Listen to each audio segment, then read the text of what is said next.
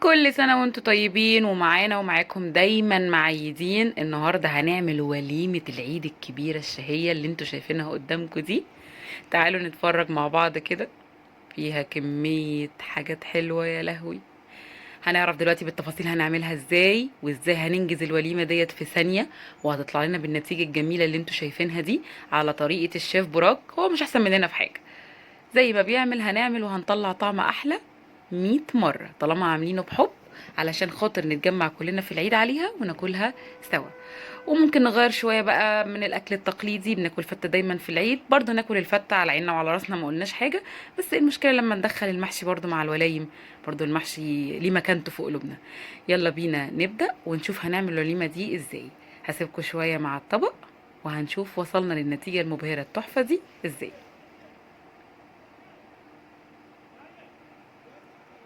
شايفين المحشي؟ المحشي اهو قدامكم، فظيع. طبعا هنجيب طريقة اللف بتاعته ازاي عشان الناس اللي مش بتعرف تلف، علشان برضه يبقى قدامكم كل حاجة. شفتوا اللحمة دايبة يا جماعة، بتتقطع لوحدها. ودي بنفس طريقة اللحمة، للي ما شافوش فيديو اللحمة بتاعنا دي بنفس طريقة اللحمة بتاعتنا.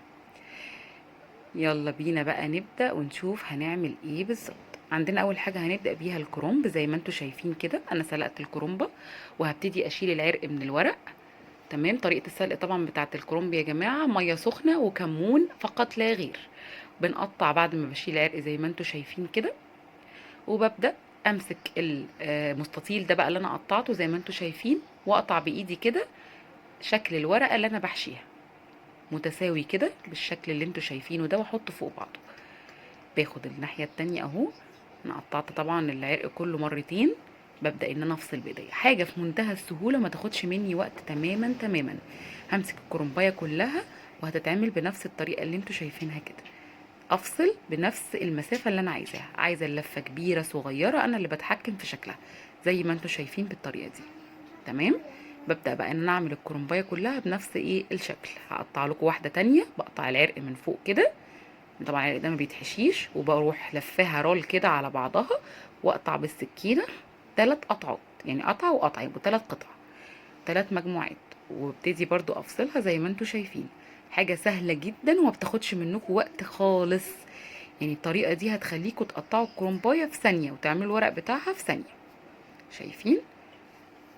طبعا انتي تتحكمي في الطول بتاعها زي ما اتفقنا، زي ما انتوا شايفين اهو. طبعا بيبقى فيه ورق اخضر كده يا جماعه غامق، هجيبه لكم كمان شويه في الصوره.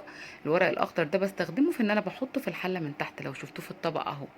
تمام. انا كده قطعت الكرنبايه كلها بتاعتي وبقت كلها جاهزه للحشو.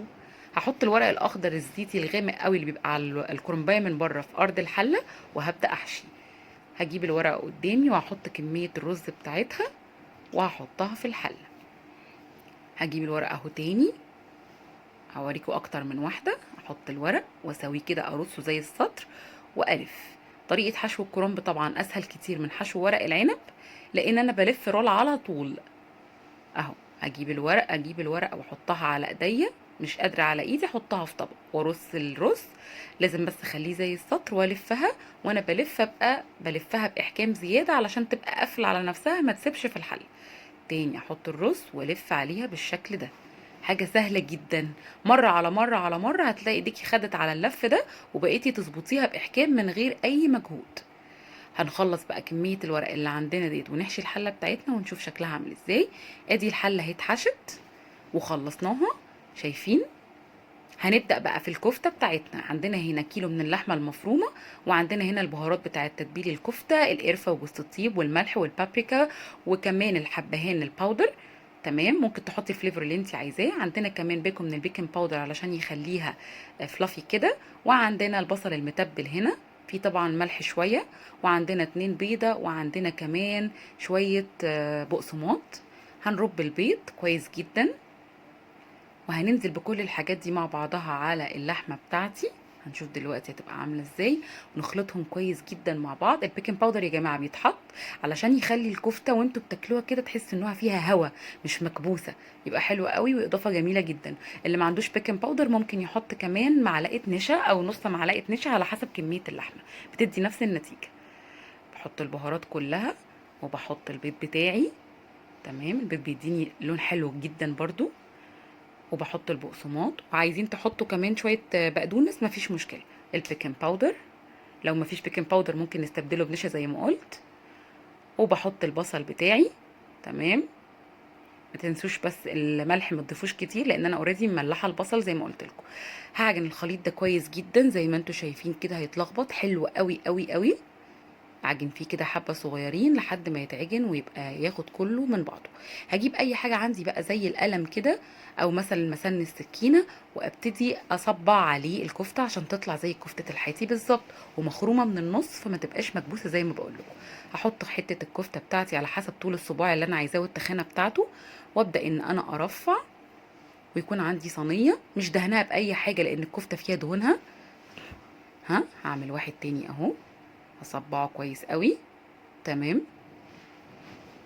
وبعد كده هحطه، شايفين مخروم من ورا من قدام، وده ما يخليش الكفته تكش معايا جامد. طبعا اللحمه البلدي من الحاجات اللي بتكش طبعا.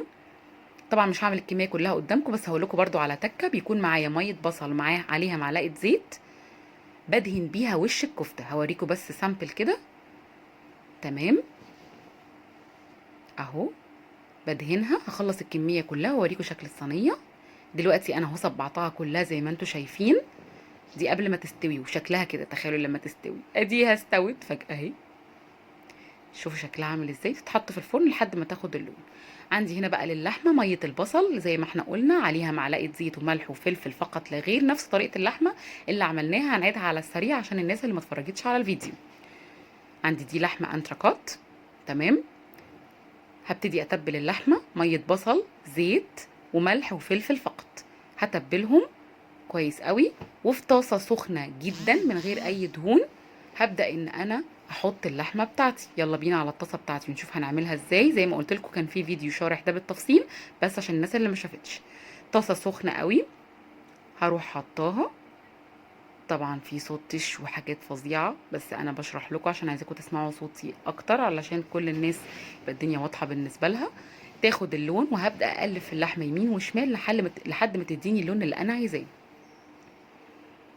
تمام، هسيبها شويه وهبدا اشوف كده اللون بتاعها من تحت عامل ازاي، وهبدا اقلب اللحمه عشان اشوف خدت اللون ولا لا، وهل محتاجه تتقلب تاني ولا لا.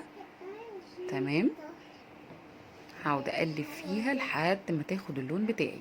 انا ماشيه معاكم واحده واحده علشان اللي ما شافش فيديو اللحمه، معلش اعذروني، هوريكم تفاصيل شويه علشان الناس ما تضطرش انها ما يبقاش قدامها كل حاجه. بس طبعا لو شفتوا فيديو اللحمه هيعجبكم جدا. تمام اهو، شايفين اللون بتاعها عامل ازاي، ولسه ما كملتش سوا ولسه ما خدتش تمام الشوي. دي لحمه مشويه بنفس طعم اللحمه المشويه، بدون اي فحم وبدون اي عناء خالص، زي اللي احنا بنعمله في بيوتنا لما بنبقى هنشوي. صدقوني اللي جربوها كلهم عجبتهم جدا، وفي ناس بعتت لي على الخاص انهم جربوا الطريقه وطلعت النتائج هايله. هنبدا نقلب في اللحمه يمين وشمال لحد ما ناخد اللون كله اللي احنا عايزينه. تمام، ولازم النار بتاعتي تبقى عاليه عشان اللحمه ما تنزلش السوائل، وتقدر السوائل تختزن فتديني لحمه طريه من جوه ومقرمشه وكريسبي من بره. شايفين الشكل عامل ازاي؟ حاجه مفيش ابسط من كده. هخلص طبعا اللحمه وكميتها، وبكون محضره على جنب فويل عشان احطه فيها زي ما انتم شايفين كده، وبعدين بغطي بالفويل واكبسها واكمرها كويس قوي بالفويل. بعدين هوريكم هنعمل ايه في الطاسه. اللحمه ابتدت تاخد اللون اللي انا عايزاه، هحطها كلها في الفويل. هخرجها دلوقتي واحده واحده في الفويل. شايفين اللون؟ لونها تحفه. تمام، زي ما انتم شايفين كده، ريحتها تجنن، ريحه شوي، مفيش اي فرق. تمام، اللحمه بتاعتي قربت تاخد اللون. هطلع في الفويل زي ما انتم شايفين كده، وبعد كده بقيت ميه البصل اللي اتبقت في الطبق اللي انا كنت متبله فيها هنزل بيها على وش اللحمه، وبعدين هقفل بالفويل كويس جدا واكمرها كويس جدا جدا زي ما انتوا شايفين كده. وبعد كده هحط بقى في الطاسه، نفس الطاسه اللي انا حمرت فيها، هنزل بميه سخنه وهحط اللحمه واسيبها تستوي لحد ما تبقى بالشكل ده. انا لا حطيت في شوايه ولا حاجه، انا سبتها على نار هاديه هاديه هاديه لحد ما استوت خالص، وبفتحها قدامكم اهي. نخش على الفراخ. الفراخ في نفس التتبيله بتاعه اللحمه بالظبط، هي نفس التتبيله. ميه بصل. الفراخ دي متقطعه شيش يا جماعه، قطعوها زي ما انتوا عايزين، بس انا بحب الشيش. دي متبله بنفس التتبيله، ميه بصل، معلقه زيت، ملح وفلفل. وهنحط الفراخ واتبلت فيه، وعندنا حلقه برده للفراخ لوحدها، يا ريت برده تشرفونا عليها وتتفرجوا. في طاسه سخنه جدا هحط الفراخ بتاعتي علشان تبدا تاخد اللون بنفس طريقه اللحمه بالظبط. انا هشوي النهارده بدون شوي. والله يا جماعه اللي هيجرب الطريقه دي مش هيبطل يشوي غير بالطريقه دي. حاجه كده جميله جدا، وهتشوفوا النتيجه اللي انتوا شفتوها في الاول بنفس الطريقه. هحط الفراخ بتاعتي لحد ما تاخد الصدمه بتاعتها وتاخد اللون. وهنبه تاني، لازم يكون درجة حرارة الطاسة عالية علشان الدهون السوائل تختزن، فبالتالي تسوي لي الفرخة من جوه وما تنشفهاش، ودي أهم حاجة. تقطموا الفرخة هتلاقوها دايبة. هنبدأ نتشكل اللون كده، بصوا اللون بتاعها عامل ازاي، ولسه ما خلصتش. هنبدأ نحمر فيها كويس جدا من كل الجوانب لحد ما اتأكد انها خدت اللون على الناحيتين زي الفل وزي ما انا عايزاه. برضو هطول شويه في حته الفراخ، اعذروني، علشان اللي ما شافش الفيديو بتاع الفراخ وبيتابع الفيديو ده ما يضطرش انه يخرج ويشوف الفيديو كامل.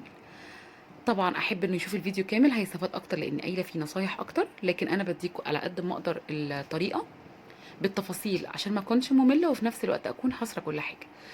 كده دلوقتي هقلب كل الفراخ بتاعتي خدت لون. واو على النار يا شيف، ولا براك بقى ولا غير براك. شايفين الفراخ ابتدت تاخد اللون بتاعي، بقت جميله جدا. نفس الطريقه اكون محضره فويل بره، وهبدا ان انا اخرج الفراخ دي على الفويل، وهتتكمر كويس جدا جدا، وهتتحط برده في ميه سخنه في الطاسه. هوريكم طريقه الميه السخنه هنا.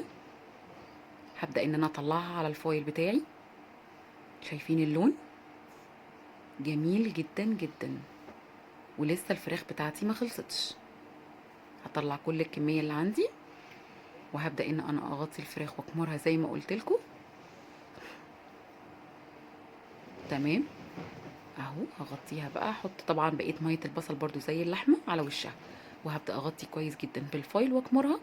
وهنزل بالميه السخنه في الطاسه بتاعتي اللي كنت بقلي فيها، وهنحط الفويل ونسيبه يستوي على نار هاديه خالص لحد ما الفراخ بتاعتي تدوب دوب وتستوي كويس جدا. ودلوقتي هنشوف شكلها بعد ما خلصت. شايفين الشكل؟ وما حطيتهاش تحت الشوايه ولا حاجه. المره اللي فاتت حطيتها تحت الشوايه، المره دي قلت اوريها لكم من غير الشوايه.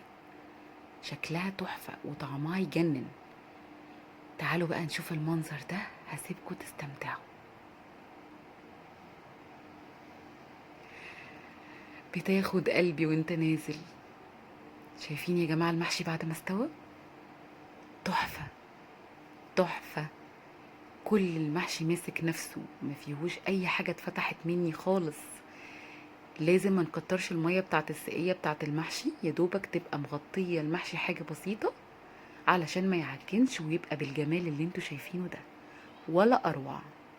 صدقوني الطريقه سهله جدا. بالنسبه لخلطه المحشي كنا قايلينها في فيديو المحشي بالتفصيل، ان شاء الله تعجبكم اللي جربها. شفتوا الحله كلها نزلت، مفيش ولا واحده لا لزقت ولا حصل فيها اي حاجه. وهنا رصينا كل المشويات بتاعتنا على وش المحشي بعد ما حطينا الفحمه في النص وفحمناها. حاجه كده جميله جدا. لو الفيديو عجبكم ما تنسوش سبسكرايب وشير ولايك عشان يوصل لكم كل جديد. كل سنه وانتم طيبين. ثانك يو.